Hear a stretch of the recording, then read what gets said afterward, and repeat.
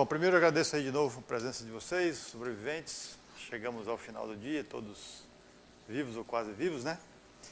Então, hoje vamos tentar fazer a conclusão.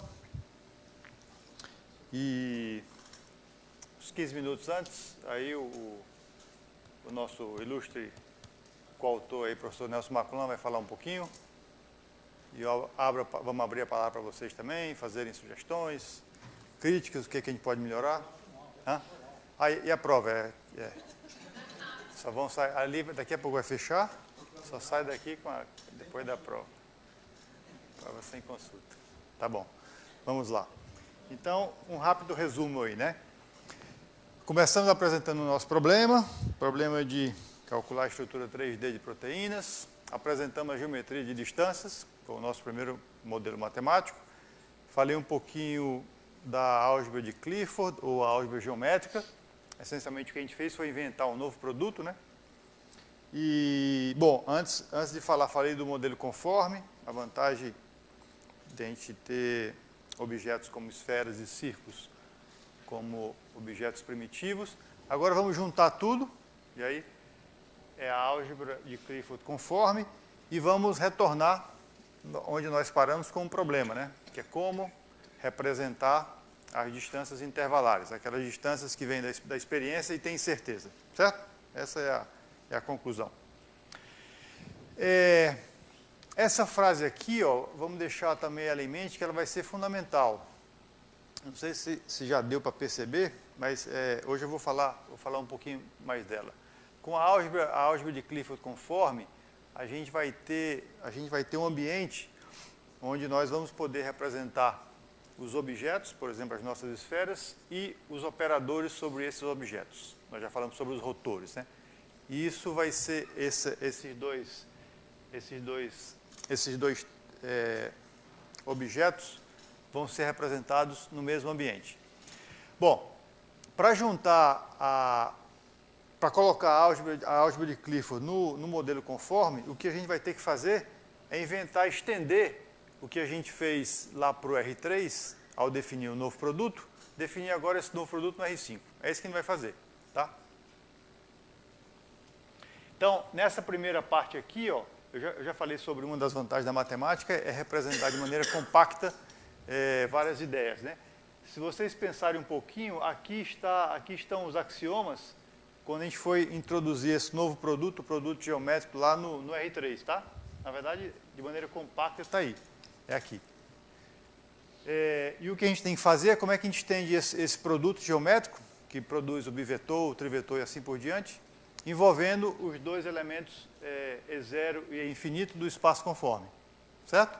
Então, vamos tentar lembrar aqui, ó. No modelo conforme, nós introduzimos o E infinito, que era um vetor a mais, além do vetor E0, que estava representando as coordenadas homogêneas.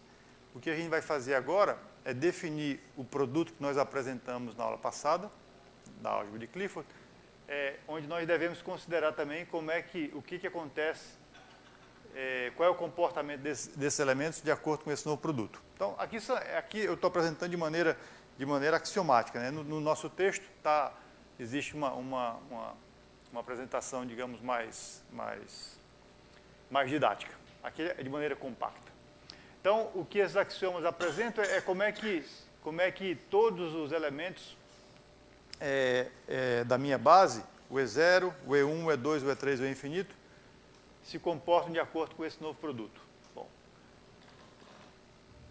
esses são os axiomas, no texto está explicado de maneira mais detalhada, mas o que a gente vai ver aqui para tentar apresentar hoje é qual é a consequência disso tudo, tá?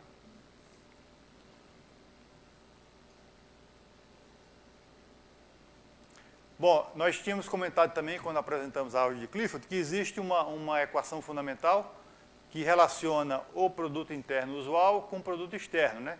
Nós definimos, a partir do produto geométrico, dá para redefinir o produto interno e o produto externo, e a gente viu também na aula passada que, na verdade, podemos representar o produto geométrico como a soma desses dois novos produtos. Repare que aqui eu estou usando uma notação um pouquinho diferente, aqui é só para representar que eu estou considerando não mais vetores lá no R3, mas são vetores nesse espaço estendido aí, tá?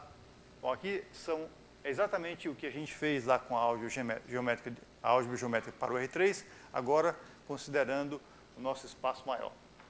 Mas o que é interessante agora é isso aqui, ó. Eu vou representar quais são, o que a gente pode fazer com essa linguagem, onde estendemos lá, apresentamos um modelo conforme, e agora eu estou juntando o produto geométrico que nós apresentamos para o R3 no modelo conforme. O que nós ganhamos com isso? Tá? O importante agora é tentar, pelo menos, sair com essa ideia. Os detalhes estão tudo no texto, né? Nós já vimos como representar um ponto do R3 no modelo conforme, tem essa representação, certo? Isso aqui já é coisa já vista. Mas nós, com o produto geométrico, que a partir dele dá para definir o produto externo, nós ganhamos essa representação no modelo conforme para uma reta. Então, imagine que eu tenho dois pontos lá no R3, representados aqui por esses dois objetos lá no espaço conforme. A reta lá do R3 vai ser representada simplesmente dessa maneira. Eu pego os dois pontos que definem a reta e faço o produto externo com E infinito. É claro que tudo isso aqui tem que demonstrar porque que, de fato, esse objeto lá no espaço conforme representa uma reta. Mas isso é um ganho. Repare que é simples, né? Porque para pensar numa reta eu preciso de dois pontos. E lá no modelo conforme, basta usar o nosso produto externo. Eis aqui a representação de uma reta no nosso espaço conforme. Uma esfera nós já vimos também, né? Esse aqui é o centro da esfera e aqui é o raio. E olha que coisa interessante, como é que eu represento uma circunferência? Bom, nós já falamos várias vezes lá no começo do curso, né? Se eu tenho duas esferas, a interseção de duas esferas dá um círculo, né? Olha aqui, ó, como é que eu represento um círculo nessa nova linguagem? Essa é uma esfera, aqui é uma outra esfera, basta fazer o produto externo. Tá? É claro que isso aqui tem tudo que demonstrar, mas eu estou mostrando qual é o resultado dessa nova linguagem, e por que compensa a gente aprender mais matemática para ganhar essa facilidade de representação. Quando eu tenho três esferas, nós vimos no início do curso, a interseção de três esferas, que está relacionada à hipótese básica do nosso modelo, que representa o nosso problema de geometria molecular, que é o DMDGP, também associado à principal operação do nosso algoritmo, o Branch and Prune, que é fazer a interseção de três esferas. Então, ó, quando eu tenho três esferas, o resultado vai dar 2 pontos, que a gente chama aqui o par de pontos, né? Quando eu tenho uma quarta esfera, repare que agora eu estou voltando ao nosso problema, né? Que é o que foi prometido. Como é que eu vou fazer a volta e como é que isso tudo vai me ajudar a representar as incertezas do problema. Quando eu tenho uma quarta esfera, o que pode acontecer? Vamos tentar lembrar lá da árvore do Branch and Prune. Essa quarta esfera está associada a uma distância extra que provém da experiência, e o que pode acontecer é, ou ao invés de 2 pontos, vou ter apenas um ponto, ou pode dar um conjunto vazio. Significa que eu tenho que fazer um retrocesso na minha árvore e procurar um outro caminho, certo? Então, de novo aqui, ó, é só você me dar a equação da esfera e eu uso a operação externa aqui, o produto externo, tá? O rotor, nós vimos também na aula passada, eu também consigo representar no espaço conforme. Esse é o ângulo de rotação. E o que vai ter de diferente aqui é que, como agora eu estou no espaço conforme, vai aparecer esse elemento aqui. Ó. Vamos lembrar que esse B aqui é o bivetor associado ao plano de rotação, né? E eu tinha falado também desse elemento especial, o I, que nesse caso aqui é o produto do E0, E1, E2, E3 e E infinito, tá? E ele está relacionado à teoria da dualidade, né? Mas, resumindo, o que é importante aqui, ó? Eu estou representando o bivetor, vamos pensar no plano de rotação, mas usando o eixo de rotação. Repare que nós vimos no slide anterior, isso aqui está representando uma reta que passa por esses 2 pontos, né? É onde eu vou fazer a rotação, tá certo? E aí eu uso o objeto I para construir o plano da rotação ortogonal ao eixo de rotação, tá bom? Então, chegando agora, retornando ao nosso problema, essa é a operação principal do nosso método, né, que é resolver a interseção de 3 esferas. Isso aqui é o que estava acontecendo classicamente, quando todas as distâncias eram precisas, obtemos 2 pontos, e nós vimos que algumas distâncias que vêm da experiência são distâncias que têm certeza que nós estamos representando por intervalos. E o que acontece com isso? Acontece que quando eu tenho as 3 esferas, 2 delas terão raios precisos e uma delas, associada a essa distância intervalar, significa que eu vou ter um raio intervalar. Geometricamente, isso significa que eu tenho uma esfera dentro da outra, né? Eis aqui, finalmente, o desenho. O Maico estava me cobrando todo o tempo. Você fala das ideias, mas não mostra a figura. Então, está aqui a figura, certo? Então, ó, aqui é a representação geométrica do que eu tenho agora, considerando a distância intervalar. Tá? Então, quando eu tenho, aqui eu tenho, acho que dá para ver uma esfera dentro da outra, né? Associada aqui ao raio ou à distância, não é mais um valor preciso. Eu estou dando um intervalo e o valor preciso está ali dentro. Geometricamente significa que os meus 2 pontos, cada ponto virou um arco, certo? Significa que a solução, o espaço onde eu tenho que procurar onde é que está o ponto que satisfaz a interseção das 3 esferas, agora está dentro desses 2 arcos aí. Como é que vai aparecer agora o rotor? É um objeto para fazer a rotação, né? Então eu vou definir um rotor justamente associado a esse arco, ó.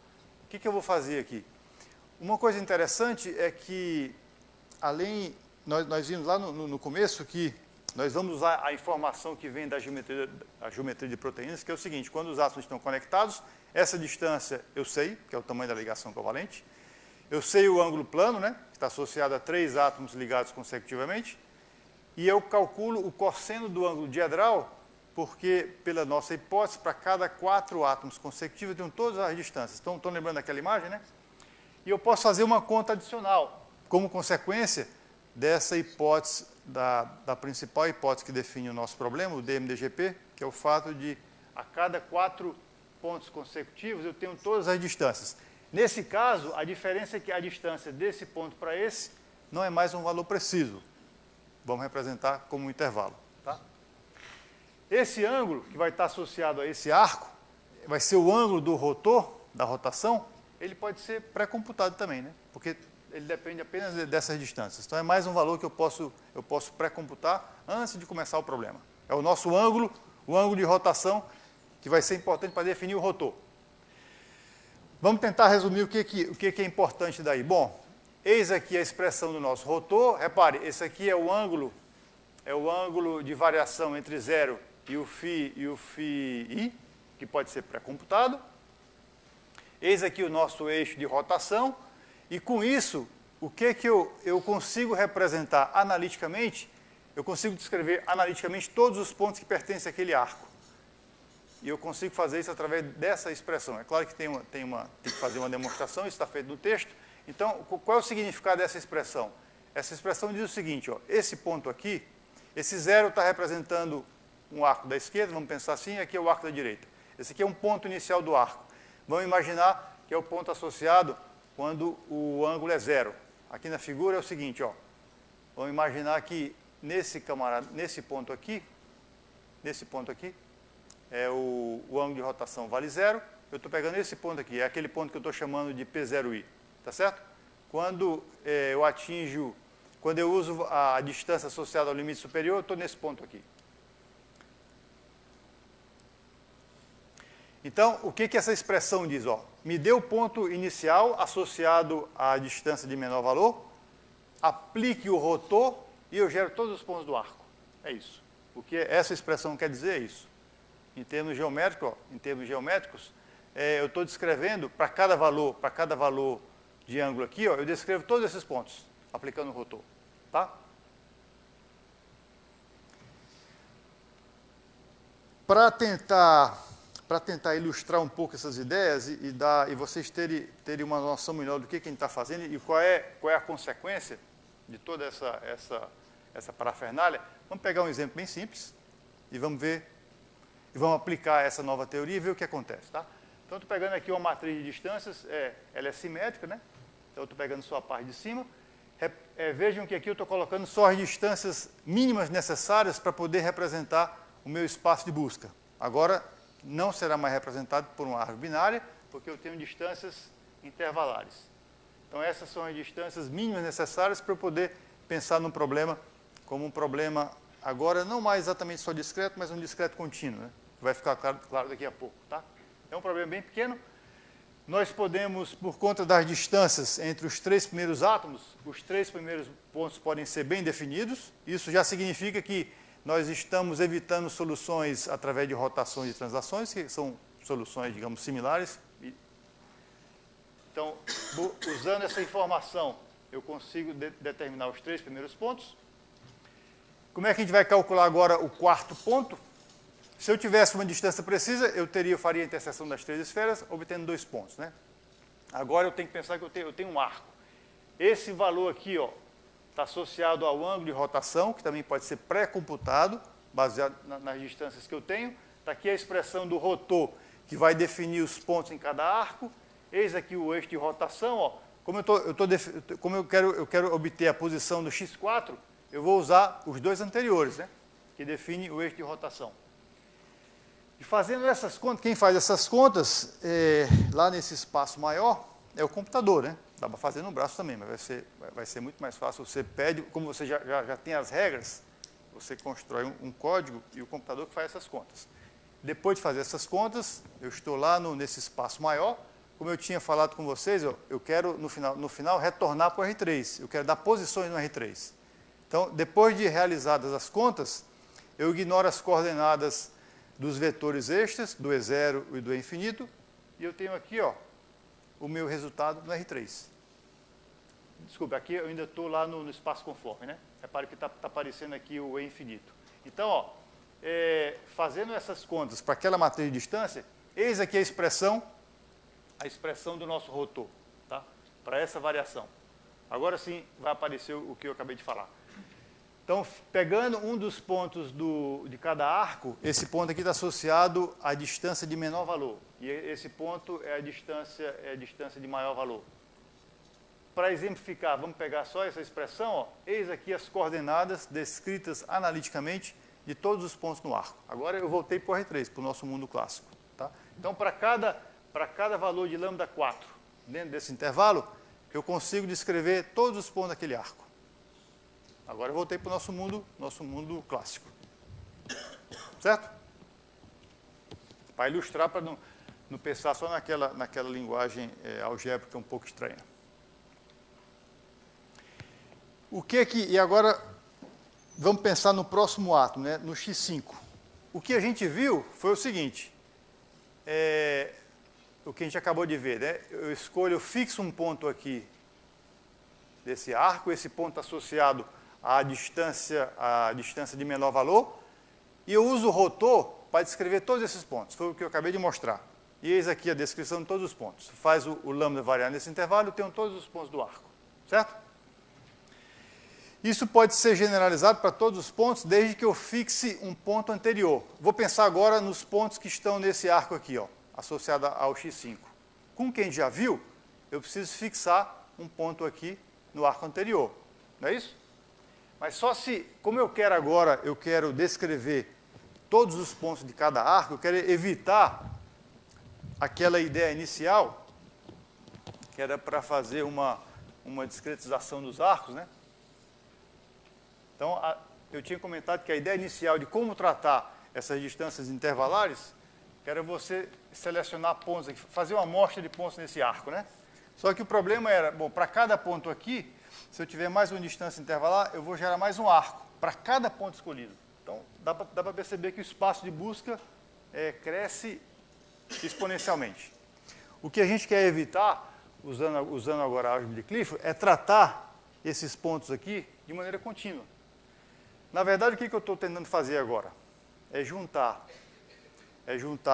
os benefícios da abordagem discreta ou combinatória do problema, explorando o gráfico que define o problema, e como eu tenho que tratar agora essa incerteza, modelada matematicamente como um intervalo, eu estou usando a álgebra de Clifford para tentar evitar essa discretização que causa 2 grandes problemas, né? O espaço de busca cresce exponencialmente, o que faz com que, pode ser que eu não consiga, mesmo usando um supercomputador, eu não consiga explorar toda a árvore de busca, e mesmo conseguindo, em algumas situações, eu posso perder a solução por conta da discretização. Então, o nosso objetivo é tentar evitar isso. Para isso, vamos tratar a descrição desses pontos de maneira contínua, né? É o que o rotor faz. Eu não estou mais discretizando. Eu aplico o rotor e eu tenho todos os pontos do arco. Então, ó, e o problema acontece aqui quando eu vou considerar o x5, né? Eu já sei que se eu fixar um ponto, para cada ponto fixado, é como se agora eu estou no meio termo. Se eu escolho um ponto aqui, eu consigo descrever todos os pontos desse arco. Bom, já houve uma melhoria, porque no x5 eu não estou mais discretizando, mas você escolheu um ponto aqui. Estão percebendo a ideia? Eu tive que escolher um ponto aqui para descrever todos esses. Isso já é um passo a mais em relação àquela primeira ideia, que eu discretizo em todos os níveis. E aí a pergunta é o seguinte, ó, mas na verdade, se você quiser descrever a partir do nível x, a partir do nível 5, sem discretizar no nível 4, o que acontece é que o eixo de rotação associado ao x5 também varia, porque o x4 também varia, né? Então, eu não sei se dá para enxergar geometricamente, ó. Agora, como os pontos associados ao x4 também variam, e cada ponto desse define o eixo de rotação do ponto seguinte, esse eixo de rotação também está se movendo. Algebricamente, está aqui a descrição, né? Então, o meu eixo associado ao x5 é dado por essa expressão, só que agora um dos pontos varia. E aqui está a ilustração. E a pergunta é, eu consigo tratar isso? Sim, com a álgebra geométrica eu consigo tratar isso. Tem um teorema também descrito no texto, que é o seguinte. Esse Z5 aqui é o eixo de rotação associado ao ponto 5, tá certo? Olha o que aconteceu aqui, ó. Vamos lembrar o que eu tinha inicialmente. Esse é o Z5, tá certo? O Z5 está agora, ele depende do lambda 4, porque o lambda 4 não está mais fixo.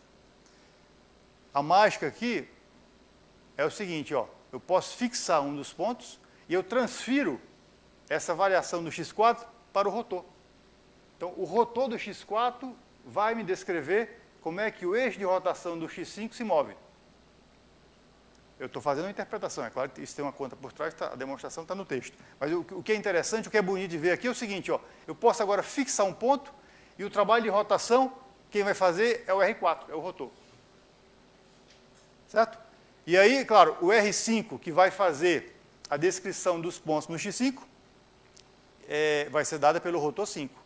Só que agora, ó, o eixo de rotação também varia. Juntando tudo isso, o que dá? Também precisamos demonstrar esse resultado, mas o que é bonito aqui é o seguinte, ó, para descrever agora o x5, é intuitivo pensar, eu tenho dois parâmetros, né? Porque cada posição do x5 depende da posição do x4. Mas eu não preciso mais agora discretizar os pontos do x4. Eu posso considerar ambas as descrições de maneira analítica, de maneira contínua, evitando a discretização, que é de fato o que a gente queria evitar. Eu não quero mais discretizar porque eu posso perder a solução. E algebricamente, todo esse trabalho é feito pelos rotores. Ó. Agora, como é que eu descrevo todos os pontos desse 5, do átomo 5, sem discretizar as posições do átomo anterior? Então, eu fixo um ponto aqui associado ao átomo 5. Quem é esse ponto aqui? Na verdade, basta você pegar o limite, a menor distância para a distância intervalar associada ao átomo 5. Pega o menor valor. Eu tenho um ponto aqui, tá? Visualmente está representado aqui, e aqui algebricamente. Aplica o rotor para mover o eixo de rotação associado ao rotor 5, depois aplica o rotor 5 para variar no arco associado. E assim sucessivamente, podemos usar a indução e mostrar que, na verdade, a cada nível da árvore, eu consigo, usando os rotores, descrever quais são todas as possibilidades, evitando, assim, a discretização. Repare que, quando eu falo em discretização, tem dois conceitos envolvidos. Lá no início, nós falamos sobre a discretização do espaço de busca. Mas esse tipo de discretização, lá no início, não é uma aproximação, como a gente faz aqui. Aquela discretização lá do início é uma discretização sem aproximar, é uma discretização para descrever o problema, por conta da natureza combinatória do problema. Estamos explorando essa natureza combinatória. Quando nós falamos na discretização aqui, aí sim, é no sentido de aproximação, quando você quer aproximar alguma coisa, você pode perder, né? Então, a álgebra de Clifford, ou álgebra geométrica conforme, está permitindo a gente explorar ao mesmo tempo a abordagem combinatória do problema e permitir a gente representar ou modelar essas incertezas que vêm do problema. Ao mesmo tempo, estamos juntando a matemática discreta e com a contínua. Em geral, é isso que a gente tem que fazer, né?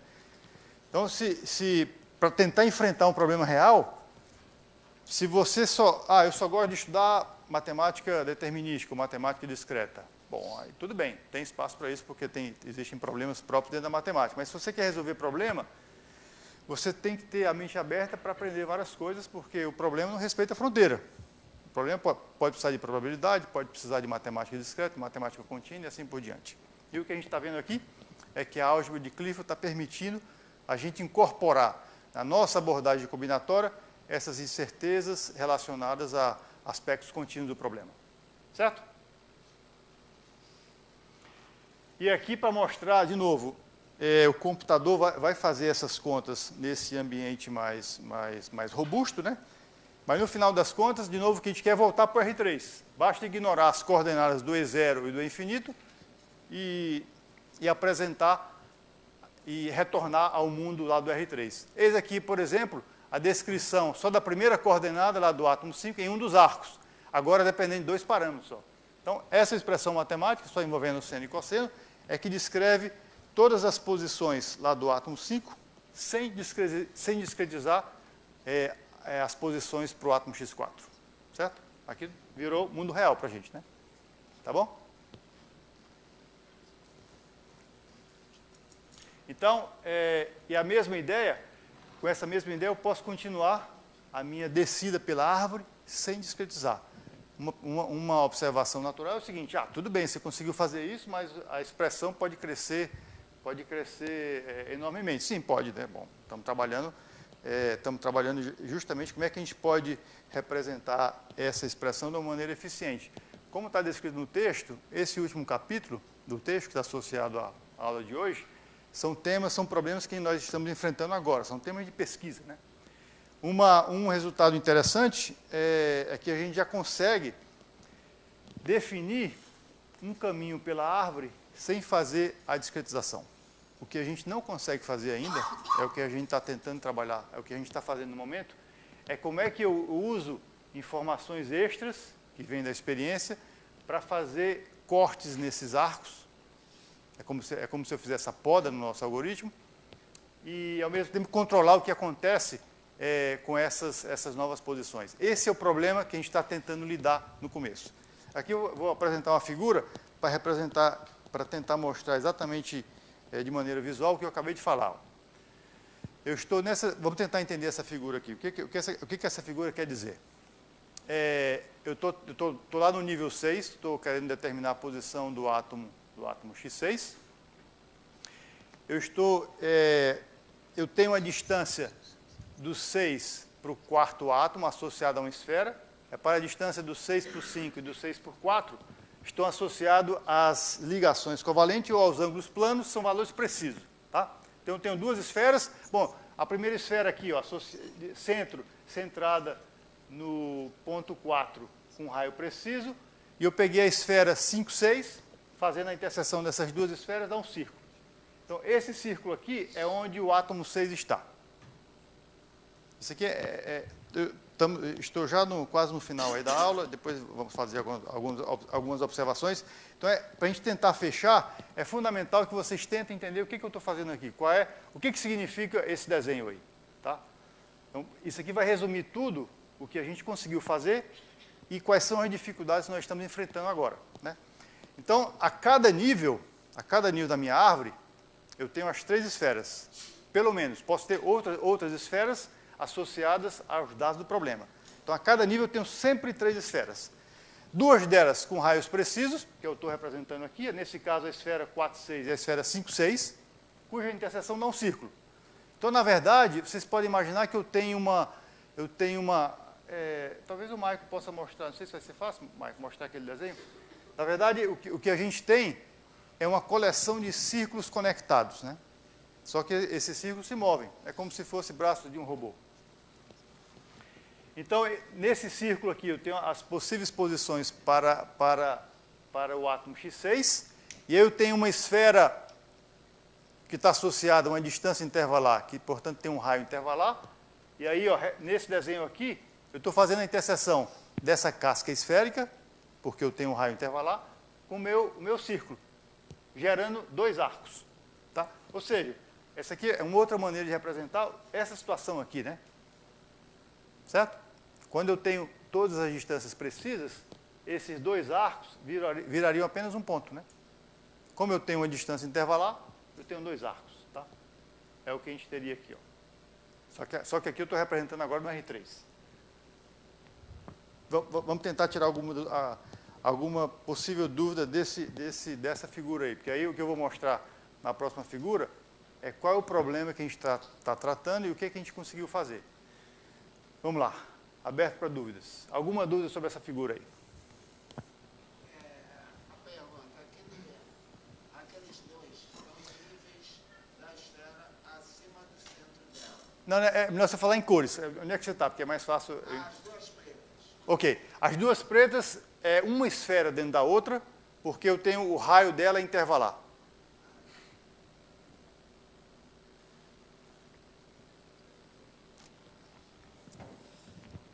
O que eu tenho sempre associado a cada átomo é um círculo, não é isso?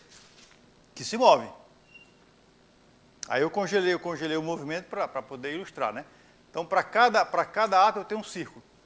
Nesse caso aqui, é o círculo que define as posições do átomo 6. Eu sempre tenho, por conta daquela nossa ordem maluca, uma terceira esfera. Nesse caso, é uma esfera de raio intervalar. Por isso é que, ao invés de ter dois pontos, eu tenho dois arcos. Essa parte preta aqui é a interseção dessa casca esférica com esse raio, com esse círculo. Mais dúvidas? Sabe por que que... Hã? Casca esférica. Sim. Por que a gente tem que tentar tirar dúvidas agora? Porque a última ilustração é que vai mostrar quais são as dificuldades. Se a gente não entendeu bem essa aí, não vai entender bem a outra. Diga. Hã?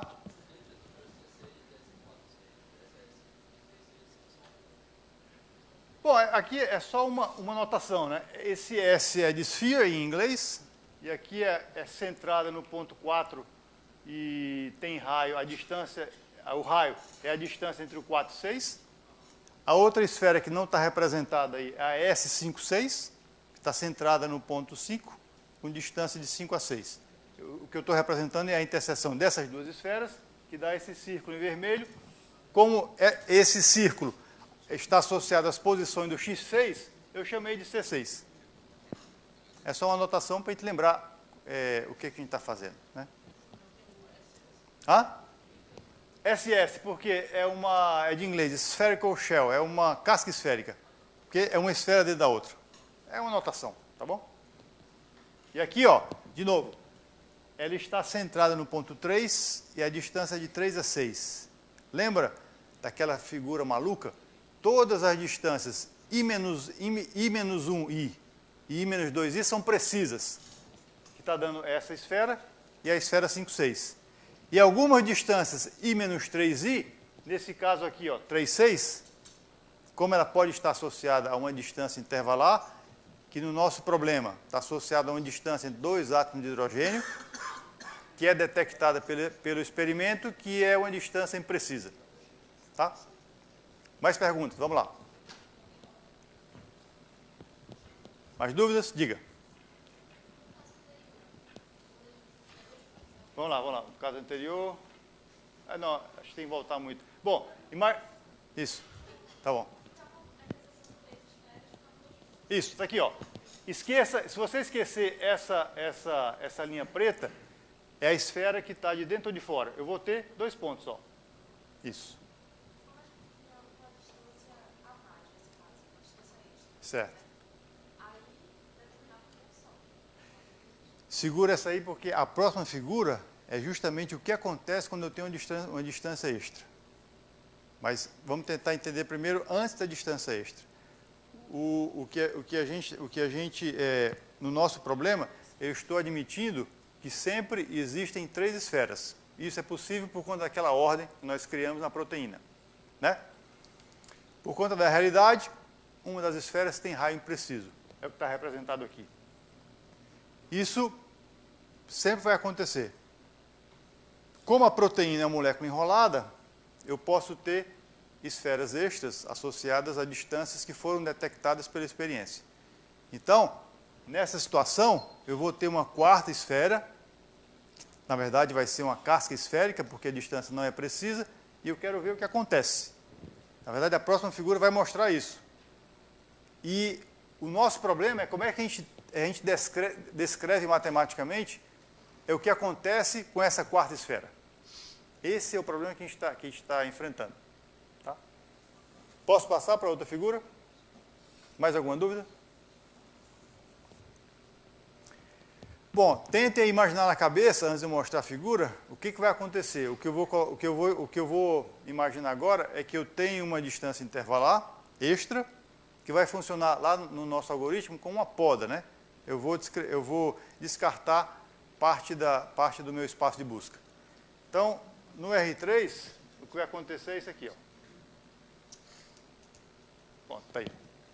Em azul, é uma casca esférica extra. No caso aqui, ó, eu tenho a distância do 2 para o 6, que eu posso ser que tenha ou não, porque pela minha ordem eu só tenho uma garantia, se eu estou no 6, que eu tenho do 6 para o 5, como a distância precisa, do 6 para o 4, como a distância precisa, e do 6 por 3, como a distância intervalar, que é o que nós representamos anteriormente. Dependendo de como a proteína está enrolada, eu posso ter distâncias extras. Nesse caso, eu estou ilustrando que eu estou imaginando que o átomo 2 com o átomo 6, vamos imaginar que são 2 átomos de hidrogênio, eles estão próximos o suficiente, de tal maneira que a distância é detectada. A distância é detectada de maneira imprecisa. Então, por isso que aparece uma casca esférica. Isso aqui, ó. Essa, em azul aqui, é justamente a representação dessa imprecisão. Mas eu já sei que o ponto 6 ou pode estar dentro desse arco, ou dentro desse arco, certo? Que é a nossa bifurcação, né? Eu tenho sempre 2 possibilidades, certo? No caso aqui, então, o átomo 6 ou está dentro desse arco ou dentro desse arco. Mas repare que eu tenho, vamos lembrar agora lá do começo, né? O que define o meu problema é um conjunto de equações. O que eu quero resolver esse sistema significa me dar as coordenadas para todos os pontos, de tal maneira a satisfazer todas as equações. Eu tenho aqui, visualmente, satisfazer todas as equações significa que eu quero calcular as interseções, né? Então, com essa distância extra, eu vou fazer uma poda, ó. Esse arco vai embora. Certo? É como se no nosso desenho, lá no começo, significa que eu estou fazendo uma poda, né? Então, esse arco aqui significa que o átomo X6 não pode estar nesse arco, e mais ainda, olha o que aconteceu aqui, ó. Eu tenho na verdade, o átomo 6 não pode estar em todo esse arco, só nesse pedaço aqui, ó. Estão percebendo? Por quê? Porque eu tenho que satisfazer uma distância extra, representada por essa casca esférica.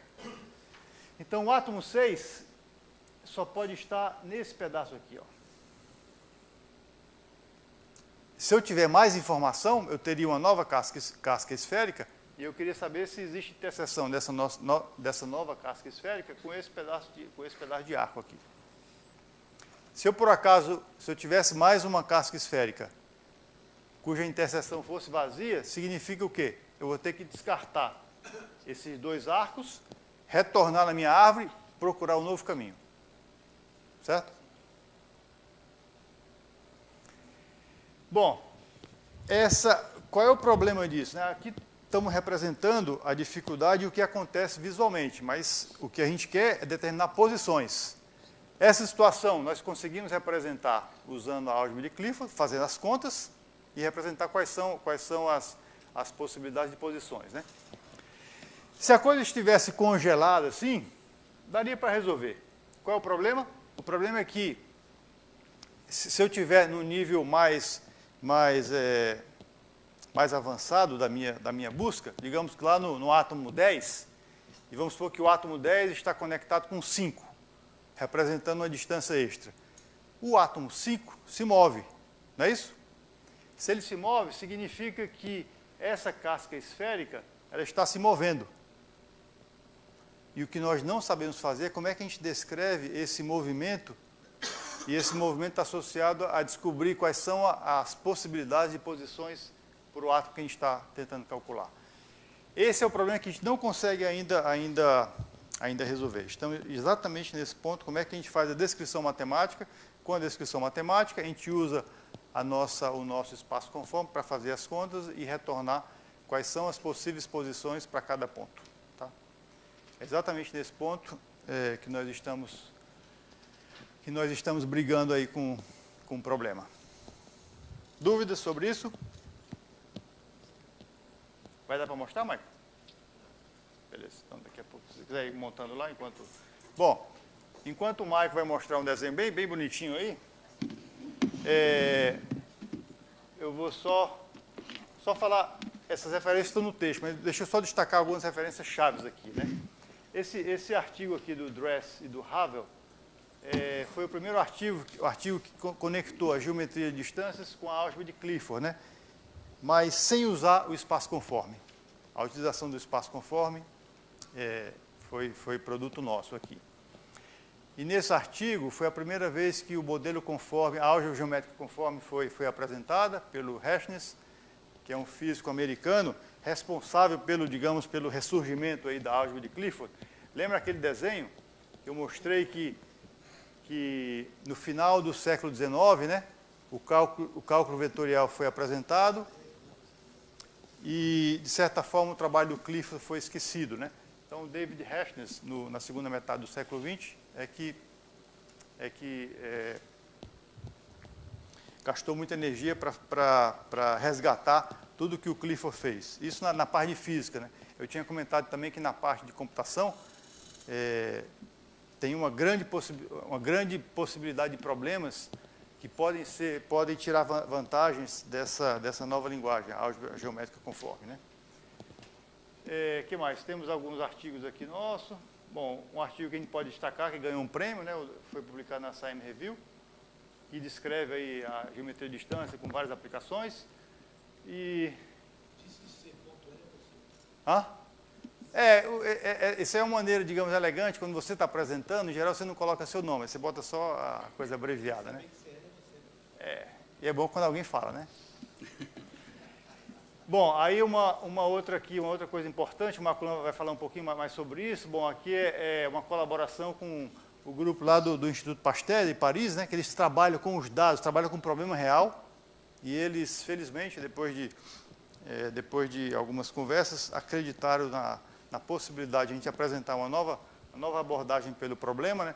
Nós somos super gratos ao Instituto Pasteur, representados pela Thérèse Maliavin, pelo Michael Newt, são os coordenadores do grupo. Está dando uma força super importante, porque é com eles que a gente entende um pouquinho os detalhes do problema, né? E, bom, tem um outro texto sobre álgebra geométrica que foi publicado pela SBMAC, mais ligado à computação. Esse aqui é o nosso texto, né? E aqui são alguns colaboradores, está faltando aqui um colaborador também super importante, que é o Antônio Muccherini, da Universidade de Rennes.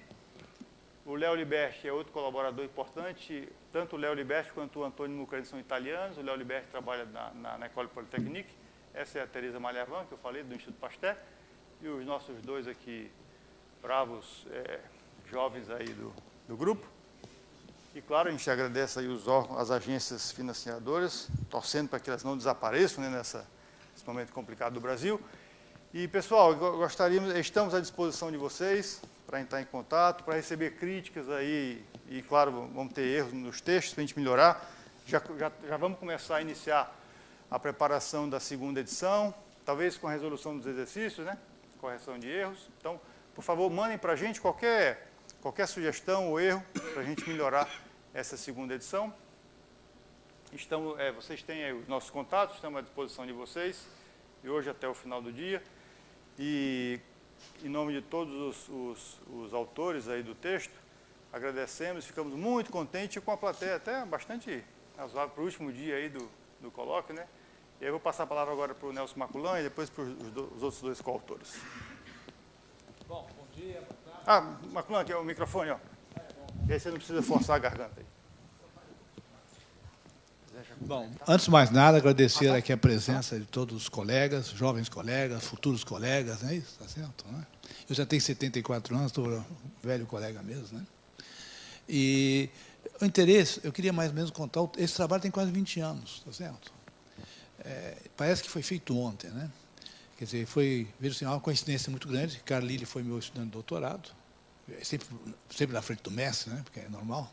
O doutor tem que ser mais que o mestre que ele faz, né? Senão não é doutor, né? Tá certo? E a ideia, ele trabalhou muito na área de otimização global, que liga continuidade e combinatória, tá certo? É um trabalho difícil. Tá? E nós buscávamos muitas aplicações de algumas funções, que tem muito seno e cosseno, que fica tudo assim, a gente não sabe onde está o mínimo, minimum, o mínimo dos mínimos, tá certo? E tem uma dificuldade muito grande mesmo em computação. Porque, muitas vezes, no computador, o que é? Mesmo que tenha aproximação dela, menos 17, pode ter coisas que passem no meio, não é isso? E o computador linha, ele faz uma ligação. Não é? Você não sabe se a sua função tem um suporte.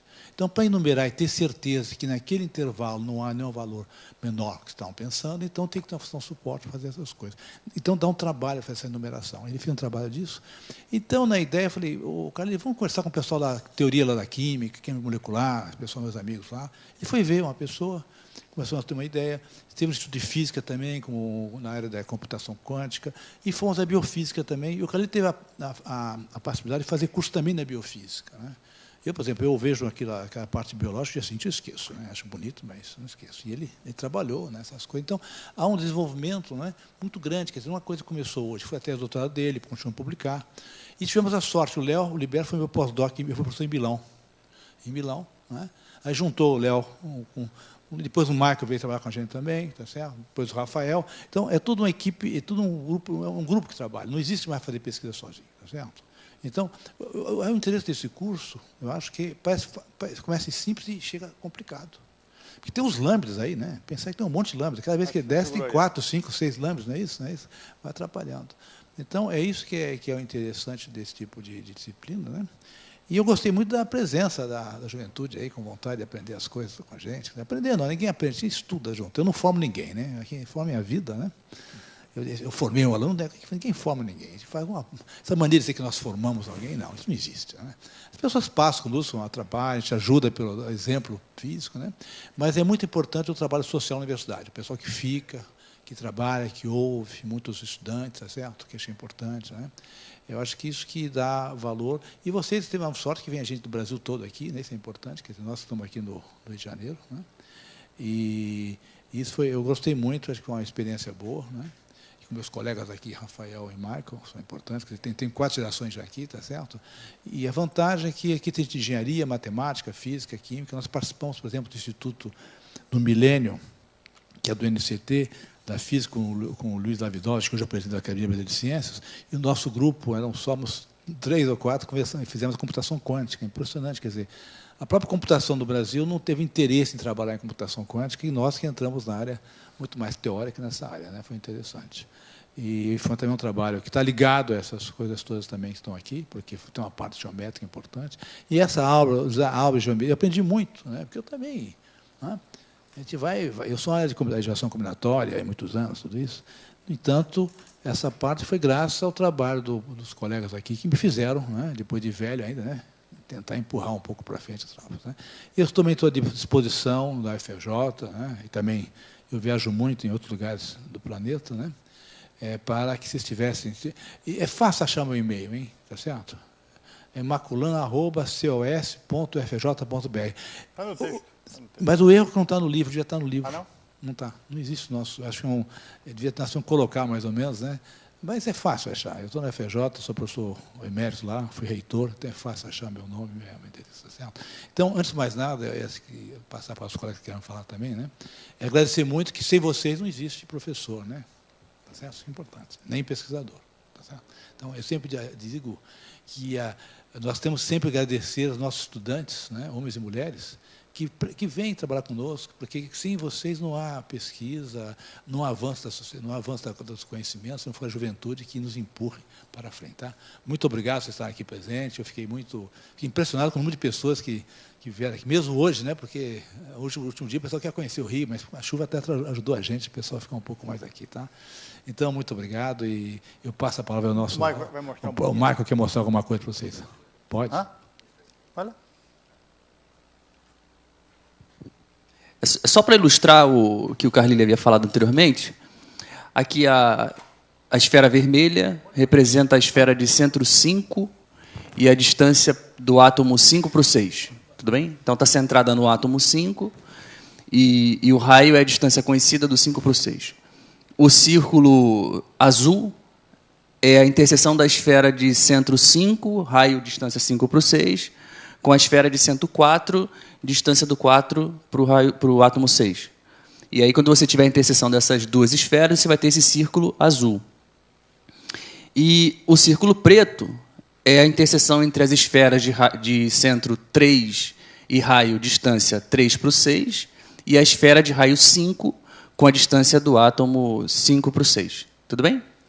Então, nesse caso, a solução do problema seriam esses dois pontos, né, que pertencem aos dois círculos sobre a esfera. Então, esse ponto do lado esquerdo aqui da figura, e o outro que estaria do lado direito. Né? E aí, se nós tivermos uma distância a mais, que seria uma distância de poda, que vai ser representada agora, eu vou ativar, vai ser um círculo amarelo. Né? Então, esse círculo amarelo, e aí, porque ele não pertence ao plano formado pelo 3, 4 e 5, então, só um dos pontos, né, vai satisfazer a distância. Então, a gente tem aqui, nesse caso, a solução seria esse ponto, e se nós olharmos do outro lado, a gente vai ver que o outro ponto não pertence à interseção.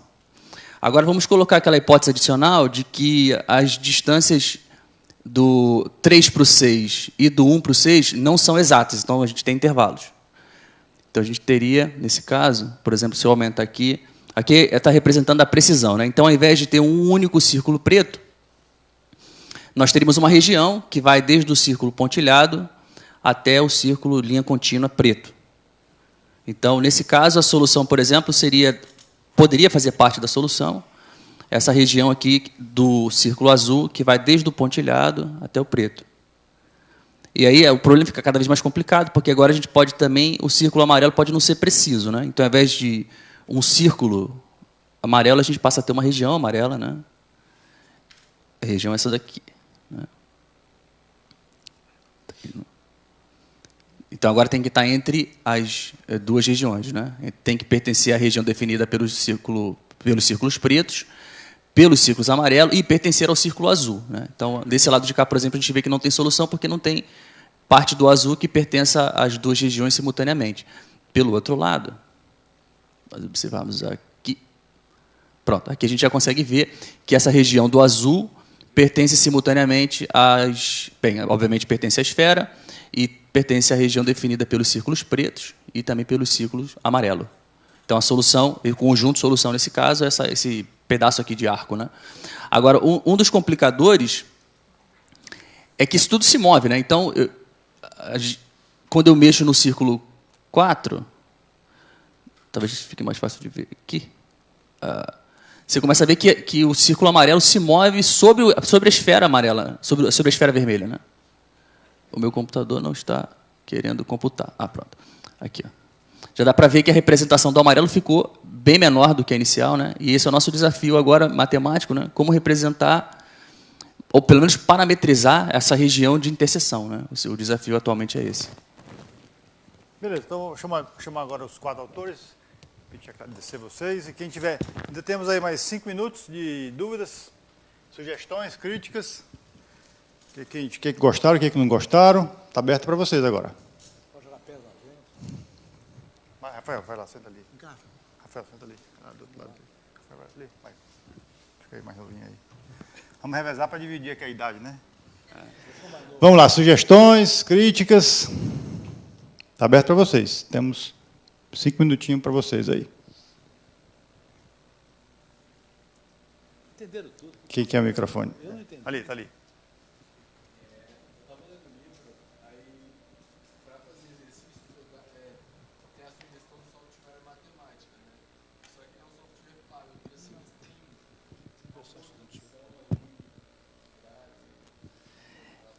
A gente teve um debate até interno no grupo sobre qual seria a melhor linguagem para fazer a preparação do material, né?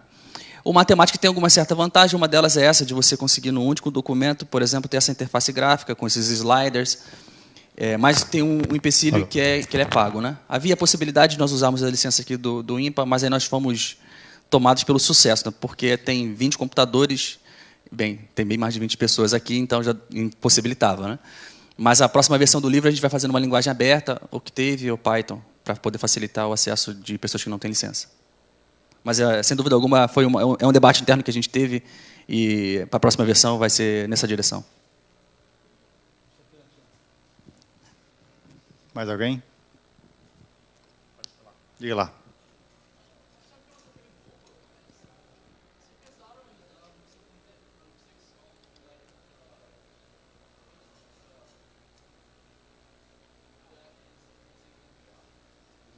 É usar o quê? Fala um pouquinho mais alto, por favor.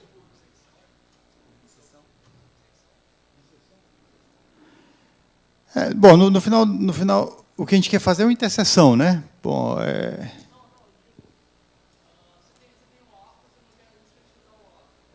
Isso.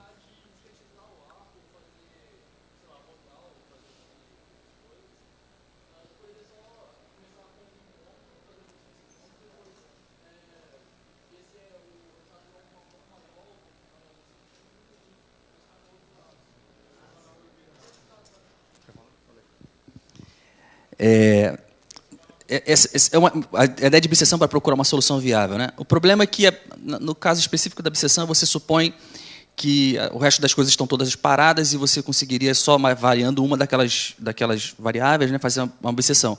Mas o problema é que o problema é multidimensional, né? Então, mesmo um algoritmo de bisseção multidimensional não é computacionalmente viável, né? Em uma dimensão funciona, mas em muitas dimensões bisseção não funciona, não é viável. Não é computacionalmente viável. Bom, daqui a pouco vai começar outra palestra. A gente agradece a atenção de vocês. Sucesso aí. Agradecemos a organização do colóquio, ao IMPA. Ficamos muito contentes aí com a semana.